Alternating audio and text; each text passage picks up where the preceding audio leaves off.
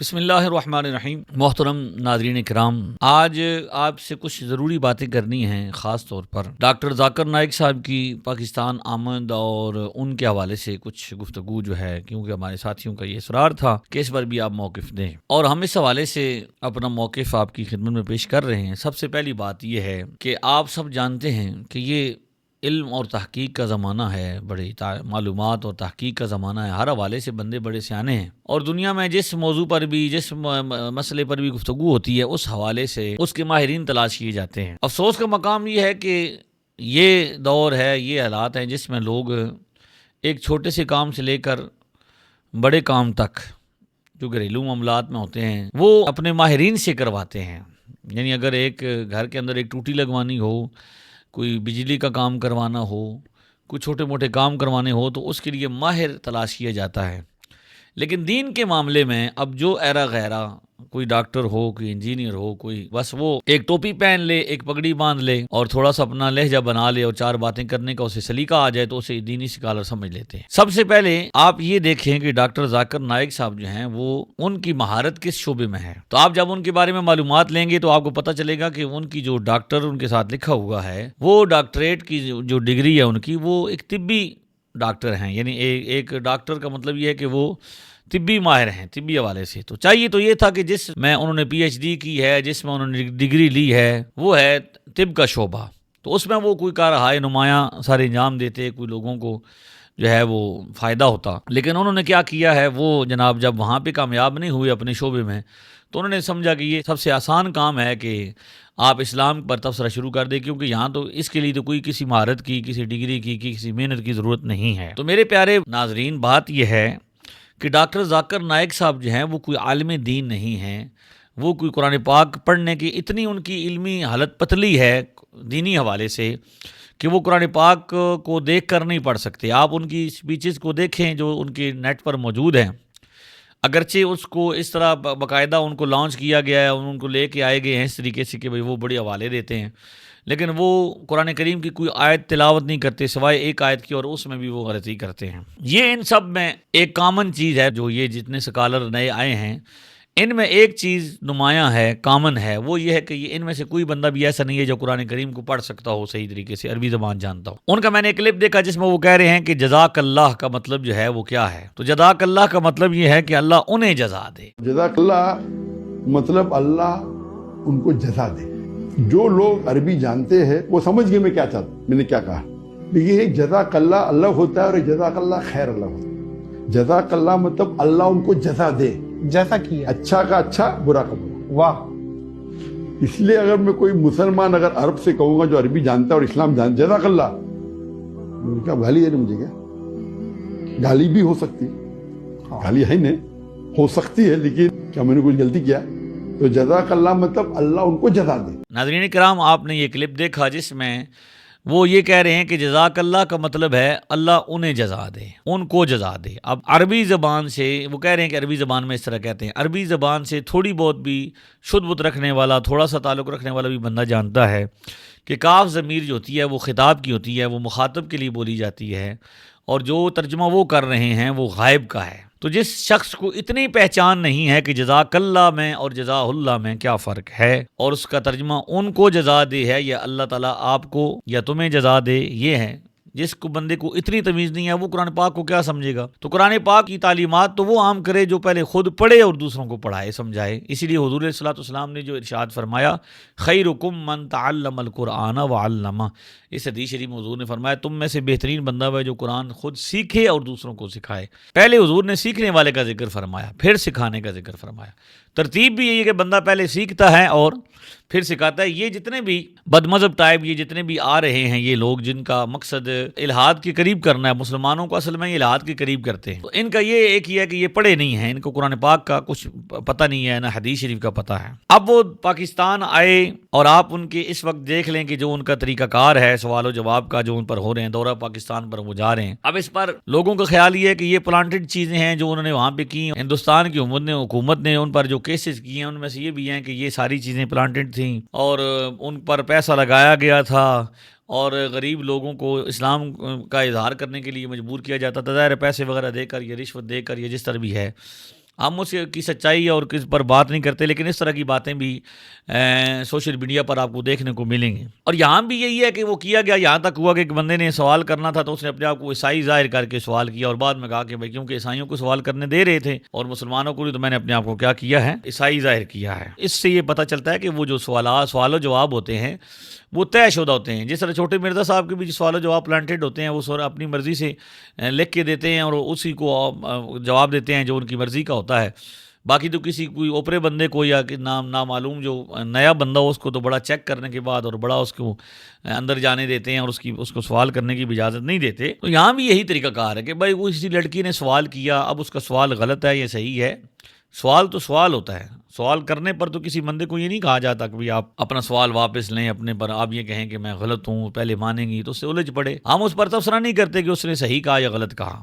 یہ بات کی بات ہوتی ہے کہ سوال کرنے والا سائل تو سائل ہوتا ہے. آپ کو معافی مانگنا چاہیے کہ آپ کا سوال غلط ہے. آپ کو پہلا قبول کرنے پڑے گا میرا سوال. اگر آپ قبول نہیں کریں گے تو میرا جواب ختم. اوکے سر، میرے سوال کی نوعیت غلط ہے. نوعیت غلط نہیں، سوال غلط ہے. آپ غلط ہے. آپ یہ الزام لگا رہے ہیں آپ کے معاشرے پہ. پہلا کہتے اسلامک ہے، پھر کہتے پیڈوفیلیا. دونوں غلط ہے. سائل پر کبھی فتویٰ نہیں لگایا جاتا. سائل تو سوال کرتا ہے، وہ تو سمجھنے کی کوشش کرتا ہے. بظاہر تو یہی ہوتا ہے کہ وہ سوال کر رہا ہوتا ہے، وہ رائے تو نہیں دے رہا ہوتا. تو اب ان کی جو پوزیشن ہے علمی یہ ہے کہ وہ جب ان کے مزاج کے خلاف یا ان سے جو پریکٹس ہے یا وہ چیز اس کے روٹین کے خلاف سوال ہو تو وہ الجھ جاتے ہیں. جو پاکستان جس نے ان پر کروڑوں اربوں روپے لگائے اور ان کو اتنا خرچ کر کے بلایا، اتنی عزت دی، تو ان کی جو ہے نا ایک قانون پر عمل کرتے ہوئے اگر ایک کسٹم آفیسر نے ان سے جو ہے وہ قانونی طور پر جو چیزیں مانگی تو انہوں نے کہا جی میں اس پر انہوں نے تبصرہ کیا. اور پاکستان میں آ کر انہوں نے کہا کہ پاکستان جو ہے وہ ہندوستان بھی طرح وہ ہندوستان جس نے ان کو وانٹڈ قرار دیا، جس نے ان پر مقدمات کیے. حکومت پاکستان ان کو بلا رہی ہے، ان پر خرچے کر رہی ہے، اور وہ آ کے پاکستان کی کیا کر رہے ہیں، برائیاں کر رہے ہیں.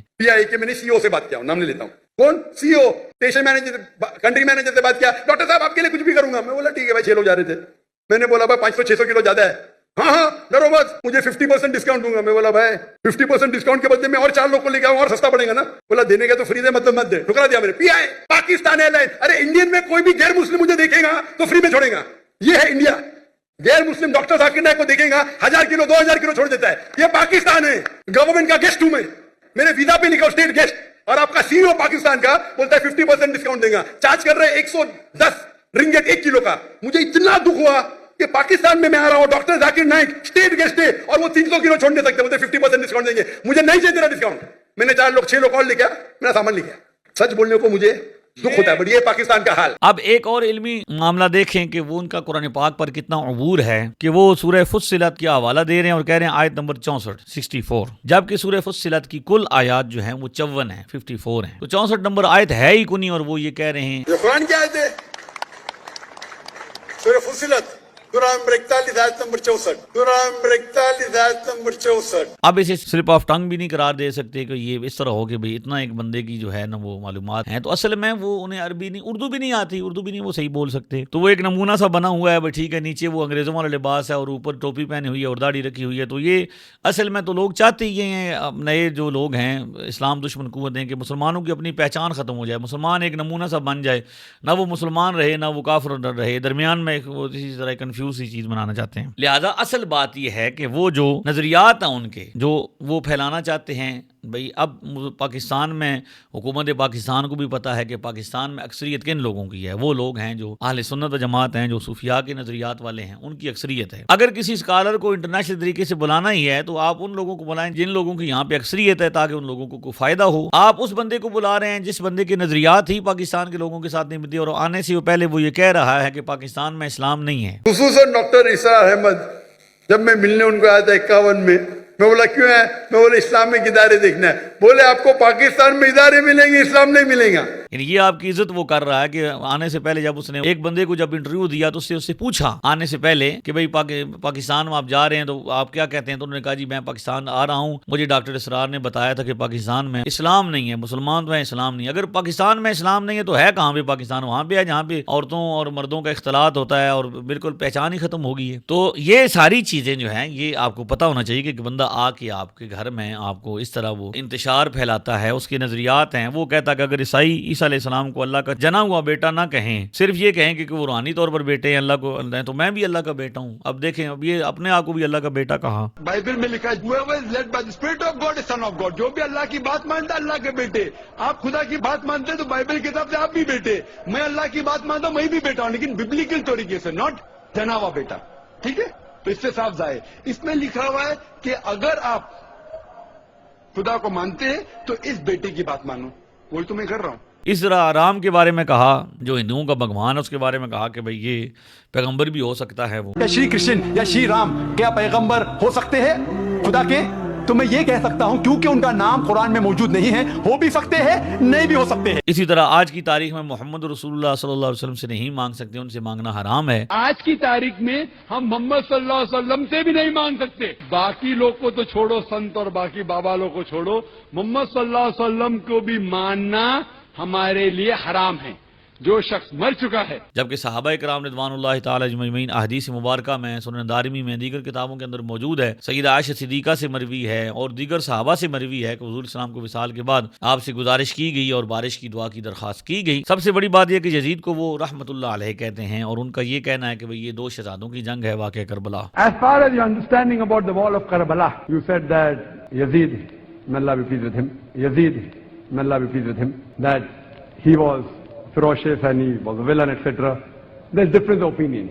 We're not here to discuss about history. تو کیا یہ مسلمانوں کی اکثریت جو یزید کو نہیں مانتے، یزید کی تعظیم کے قائل نہیں ہیں، یزید کو فاسق و فاجر اور ظالم اور جابر سمجھتے ہیں اور یزید کو پلید کہتے ہیں، اس کے بارے میں اس طرح کہنا؟ اور پھر مزے کی بات یہ کہ وہ جو ماننے والے ہیں نہ ماننے سارے اس پر اکٹھے ہو گئے ہیں. ہمارے چھوٹے مرزا صاحب جو ہیں وہ اہل سنت و جماعت جو اکثریت ہے، ان کو تو وہ نعوذ باللہ حضرت بایزید بستامی کا نام لے کر، جن کا نام یزید نہیں، ان کے بیٹے کا نام یزید نہیں، بایزید کا مطلب روشن چہرے والا، خوبصورت چہرے والا ہے، ان کا کوئی بیٹا یزید کا نام کا نہیں ہے. تو جان بوجھ کے زبردستی ان کو ابو یزید کہہ کے، یعنی عربی والے تو اسی طرح کہیں گے، عرب تو اسی طرح کہتے ہیں، لیکن اصل میں با یزید ہے اور اس کا معنی یہ نہیں ہے کہ یزید کا باپ، کبھی بھی نہیں ہے. عرب والے اس کو سمجھانے کے لیے عرب اس طرح کہہ دیتے ہیں تو یہ الگ بات ہے. ایسا نہیں ہو سکتا، ثابت نہیں ہوا کہ انہوں نے اپنے بیٹے کا نام یزید رکھا. بہرحال ہماری آپ سے یہ ریکویسٹ اور درخواست ہے کہ آپ انٹرنیٹ پر ضرور سیکھیں، لیکن کم از کم جو احادیث مبارکہ میں قرآن پاک کے اندر جو تعلیمات موجود ہیں کہ جن سے دین لے رہے ہیں، دینی معلومات ان کی اپنی پہلے کتنی ہے، ان کی علمی حیثیت کیا ہے اور ان کی اعتقادی حیثیت کیا ہے، ان کے نظریات کیسے ہیں. لہذا ڈاکٹر ذاکر نائک نہ تو عالم دین ہیں، نہ وہ قرآن پاک پڑھے ہوئے ہیں، نہ انہیں حدیث پاک آتی ہے، نہ انہیں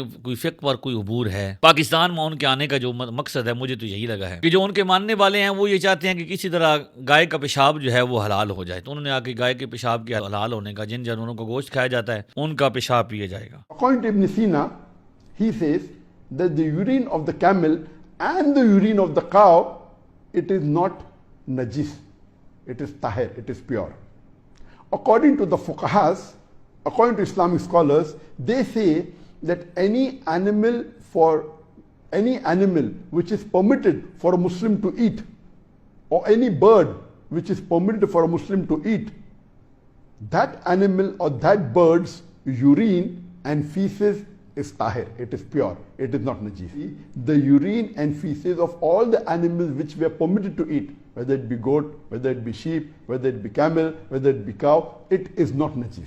So based on this, according to the fuqahas, according to Islamic scholars, the urine of the cow is not najis. جبکہ حدیث شریف میں جو ہے یہ پیشاب کو عذاب قبر کا باعث بتایا گیا کہ پیشاب کی چھینٹیں جو ہیں اور پیشاب کو ناپاک کہا گیا اور پیشاب ہوتا ہے، ساری دنیا جانتی ہے کہ وہ پاک کیسے ہو سکتا ہے، لیکن وہ کہہ رہے ہیں کہ پیشاب جو ہے وہ پاک ہے. تو پھر وہ یہ چاہتے ہیں کہ پاکستان میں خود بھی وہ چاہتے ہوں گے پئیں اور پی کے دکھائیں اور باقیوں کو بھی جو ان کے ماننے والے ہیں وہ پی کے دکھلائیں. تو یہ وہ بتانے آئے ہیں کہ پیشاب جو ہے وہ پینا چاہیے ان جانوروں کا جن کا گوشت کھایا جاتا ہے، بھی گوشت بھی کھائیں اور پیشاب بھی پئیں. اور یہی ہندو بھی کہتے ہیں کہ جو گائے ہے اس کا پیشاب وہ پیتے ہیں اور اس میں ان کو بہت زیادہ کیا ملتی ہے، مزہ ملتا ہے، اور اس کی وہ بڑی فضیلت بیان کرتے ہیں کہ بڑی بیماریاں دور ہوتی ہیں. تو میرے بھائی اگر یہی ہے اس کا ان کے مقصد آنے کا مقصد ہے تو یہ کون سی ایسی بات ہے جو آپ کے علماء کرام نہیں بتا سکتے؟ کون سا ایسا مسئلہ ہے جو آپ پاکستان میں الحمدللہ تعالیٰ پوری دنیا میں سب سے زیادہ علماء اور مضبوط علماء پاکستان کے اندر موجود ہیں،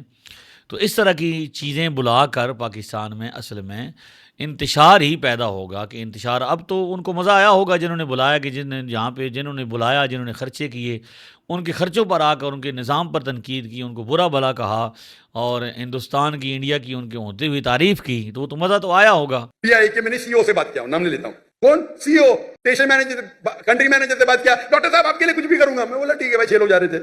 میں نے بولا بھائی 500-600 کلو زیادہ ہے, ہاں ہاں ڈرو مت, مجھے 50% ڈسکاؤنٹ دوں گا. میں بولا بھائی 50% ڈسکاؤنٹ کے بدلے میں اور 4 لوگ کو لے کے آؤں اور سستا پڑے گا نا. بولا دینے کا تو فری دے, مطلب مت دے. ٹھکرا دیا میں نے. پی آئی پاکستان ایئر لائن, ارے انڈین میں کوئی بھی غیر مسلم مجھے دیکھے گا تو فری میں چھوڑے گا. یہ ہے انڈیا.